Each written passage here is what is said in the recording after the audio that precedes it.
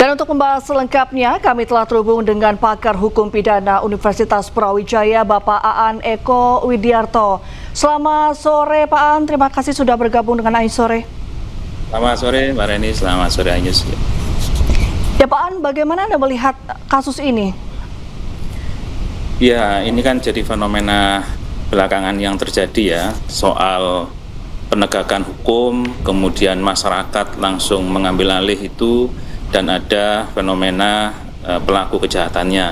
Yang kemarin terjadi itu soal jambret. Nah, sekarang ini kan pelanggarnya adalah tindak pidana kelitih, atau sebenarnya kelitih ini kan mencari angin segar ya kalau kita baca di dalam literatur itu, tapi akhirnya mengarah kepada tindak pidana kejahatan. Dan kemudian disinilah masyarakat tergerak untuk melakukan tanda kutip penegakan hukum. Nah, kalau saya melihat seharusnya ada sense ya, hukum itu tidak hanya soal kepastian, karena satu perbuatan bisa dipandang dari banyak sisi. Misalnya dalam kasus kelitih ini, bisa dipandang dari sisi pembunuhan apabila terjadi meninggal dunia atau hilangnya nyawa. Bisa dilihat dari sisi penganiayaan apabila ada yang teraniaya. Tapi juga bisa, jangan lupa ada pasal 42 dan pasal 43 dari KUHP yang baru kita, bahwa di sana ada yang namanya paksaan. Jadi ada paksaan mutlak, ada paksaan relatif, kemudian juga ada pembelaan diri, dan itu semuanya menjadi alasan pemaaf yang itu tidak dipidana. Nah, jadi ini kan diametral. Satu perbuatan bisa dipidana, satu perbuatan juga ada perspektif dalam kitab undang-undang hukum pidana kita tidak bisa dipidana karena ada alasan pemaaf. Nah, disinilah dibutuhkan penegakan hukum tidak hanya pemenuhan unsur, tapi harus memahami konteksnya.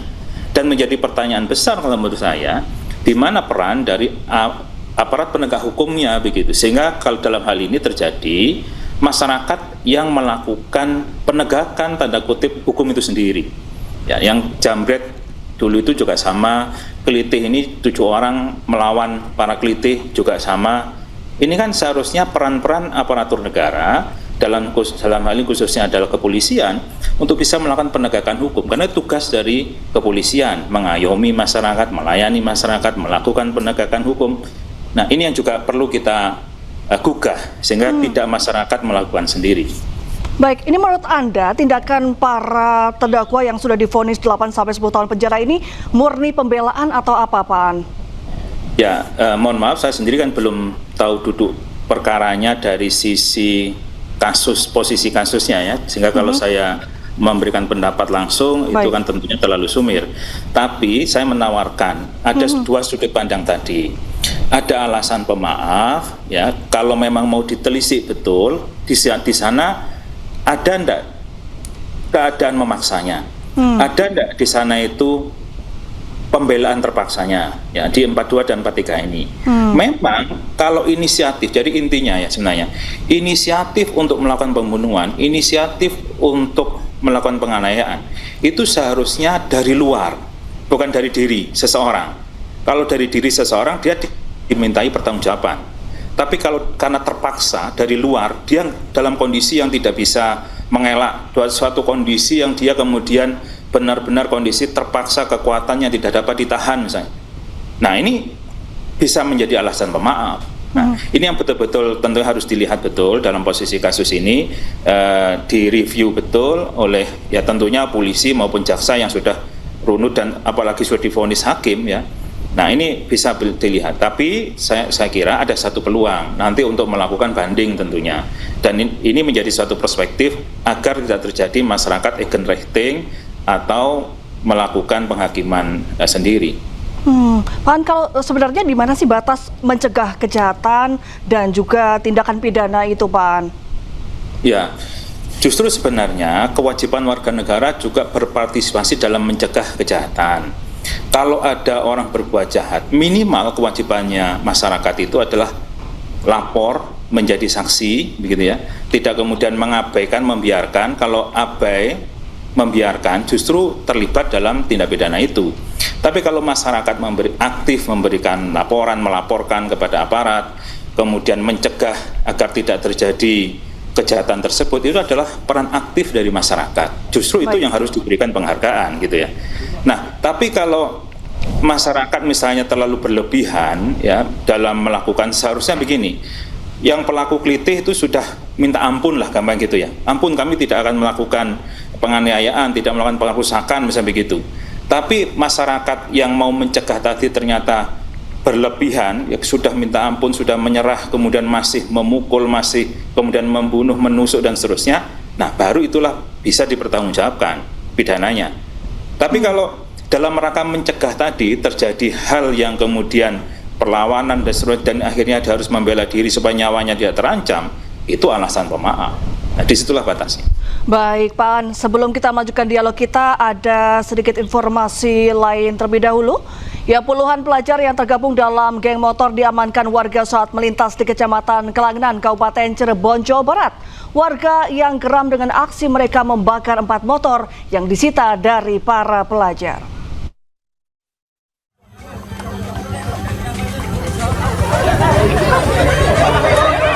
Ratusan warga yang kesal dan geram mengadang konvoi pelajar yang menenteng senjata tajam.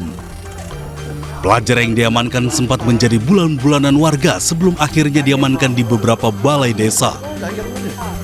Bahkan sejumlah kendaraan milik para pelajar dibakar oleh warga. Di sana pada saat melintas di salah satu desa, itu kelompok dari geng motor ini berjumlah sangat banyak.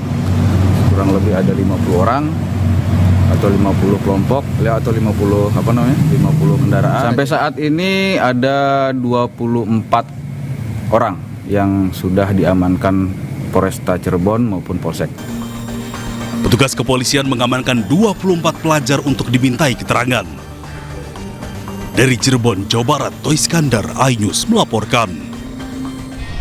Ya, kita akan kembali berdialog dengan Pak Aan. Ini kalau misalnya situasi serupa terjadi di sekitar lingkungan warga begitu, Pak. Sebenarnya apa yang seharusnya dilakukan masyarakat? Ya, yang pertama tadi, karena ini bukan tugasnya masyarakat, ini adalah tugasnya aparat penegak hukum, maka masyarakat melaporkan. Karena memang kita bisa pahami, penegak hukum itu tidak standby di setiap tempat. Apalagi mungkin jumlahnya tidak terlalu banyak begitu. Biasanya kan keterbatasan sumber daya manusia menjadi alasan. Nah, kalau begitu maka harus ada mekanisme. Kalau dulu ada namanya policing community, ada hubungan yang baik antara masyarakat dengan polisi atau pemulisian masyarakat ini, sehingga ada komunikasi yang cepat antara masyarakat dengan polisi, ya, sehingga untuk mencegah suatu kejahatan kalau ada indikasi bahkan atau sudah terjadi kejahatan, sehingga bukan masyarakat yang di depan.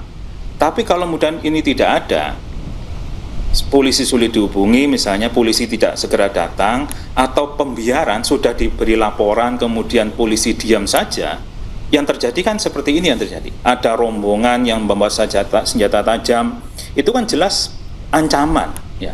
Bagi masyarakat itu ancaman, mengancam siapa saja. Nah, sehingga kalau ada ancaman pidana seperti ini, menjadi hal yang logis, nalar, apabila masyarakat mempertahankan diri, membela diri dari ancaman tersebut. Nah, makanya kita ada siskamling, zaman dulu kan sudah biasa itu kan. Itu kan sebenarnya untuk mencegah ancaman tersebut agar tidak terjadi. Kalau kemudian APH, aparat penegak hukum, diam saja, membiarkan, atau terlambat responnya, ya masyarakat kan dihadapkan pada hitungan detik dengan mereka yang sudah membawa senjata tajam, kan begitu.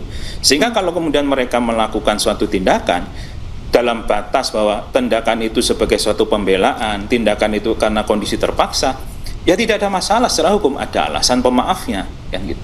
Jangan kemudian setelah kejadian semuanya justru yang ditangkap adalah masyarakat yang membela diri tadi atau masyarakat yang merasa terancam tadi. Nah, itu tentunya kebalikannya.